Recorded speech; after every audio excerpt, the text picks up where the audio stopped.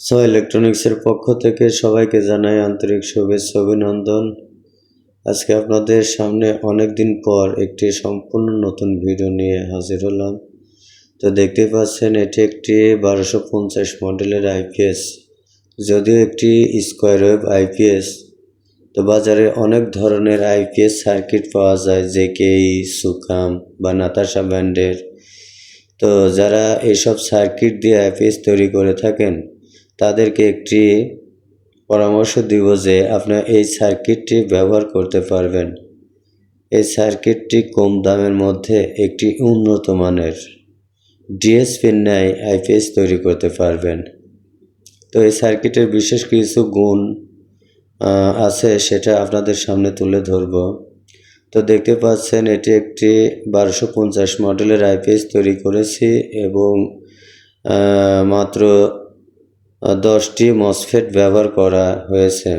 তো দেখতে পাচ্ছেন এখানে 700 ওয়াট লোড দেয়া আছে এবং আউটপুট ভোল্টেজ কত দেখা যাচ্ছে সেটা আপনারা দেখেন। এখানে 240 ভোল্ট আউটপুট ভোল্টেজ।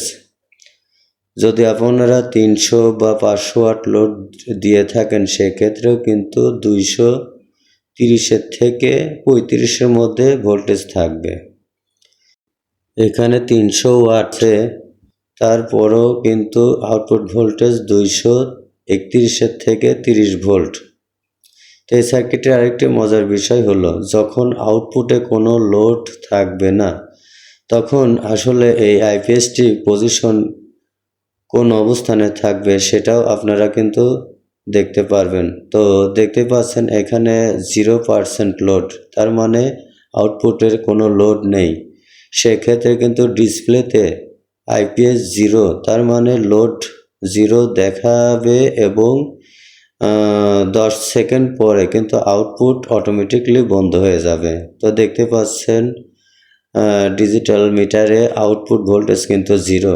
আবার যখন আমরা লোড দিব তখন কিন্তু অটোমেটিকলি আউটপুট ভোল্টেজ পাওয়া যাবে। তো দেখতে পাচ্ছেন 230 ভোল্ট।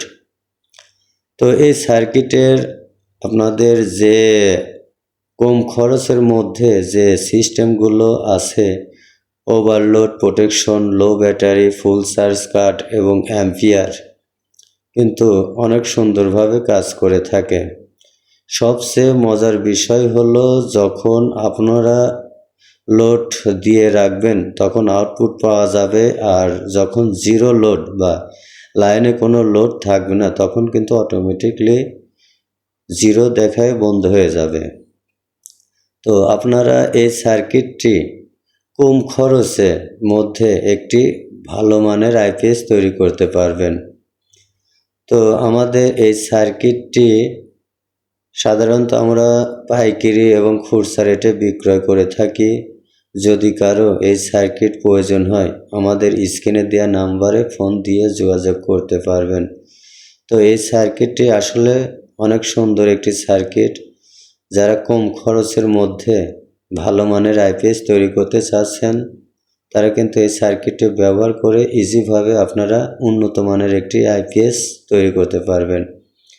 সবচেয়ে মজার বিষয় হলো, এই সার্কিটটি যে আউটপুটে আপনার যে নয়েজ, যেরকম স্কোয়ার ওয়েভে ফ্যানের নয়েজ রেগুলেটর সঠিকভাবে কাজ করে না এবং খাসি ফ্যান বা জালি ফ্যান যেগুলো আছে সেগুলো কিন্তু স্কোয়ার ওয়েভে চলে না। সেক্ষেত্রে কিন্তু এই সার্কিটটি ব্যবহার করে আইপিএস তৈরি করবেন তারা কিন্তু সব ধরনের ফ্যানই কিন্তু চালাইতে পারবেন এবং নয়েজ মুক্ত। যারা ডিএসপি আইপিএস তৈরি করে থাকেন তাদেরকে আমরা পরামর্শ দেব যে এই সার্কিটটি ব্যবহার করে আপনারা আইপিএস তৈরি করে দেখতে পারবেন। তো এই সার্কিটটি আমাদের কাছ থেকে নিতে হলে আমাদের স্ক্রিনে দেওয়া নাম্বারে ফোন দিয়ে যোগাযোগ করবেন। তো আরও বিস্তারিত জানতে আমাদের ফোন দিয়ে এই সার্কিট সম্পর্কে বিস্তারিত জানতে পারবেন। তো সবাই ভালো থাকবেন, সুস্থ থাকবেন। আল্লাহ হাফেজ।